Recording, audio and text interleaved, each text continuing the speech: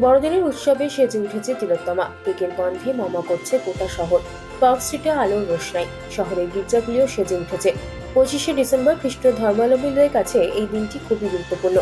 এদিনই যীশুখ্রিস্টের জন্মদিন হিসেবে পালন করা হয়।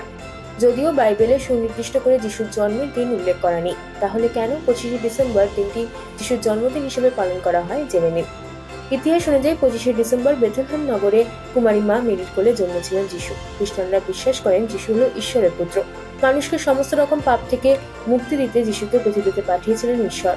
রোমের প্রথম খ্রিস্টান রাজা কনস্ট্যান্টাইন এই দিনটি যিশুর জন্মদিন হিসেবে পালন করার প্রথম নির্দেশ দেন। কয়েক বছর পরে পোপ জুলিয়াস মেনে নেন সেই নির্দেশ। সেই থেকেই 24শে ডিসেম্বর ক্রিসমাস ইভ, 25শে ডিসেম্বর ক্রিসমাস এবং 26শে ডিসেম্বর বক্সিং ডে হিসেবে পালিত হয়ে আসছে। আবার অনেকে মনে করেন ডিসেম্বর মাসে ঠান্ডার প্রকোপ বেশি থাকায় বরফ জমে যেত বিভিন্ন জায়গায়। জমে যাওয়া ঠান্ডা থেকে রেহাই পেতে রোমের মানুষজন এই দিনে সূর্যের কিরণ চেয়ে উপাসনা করতেন।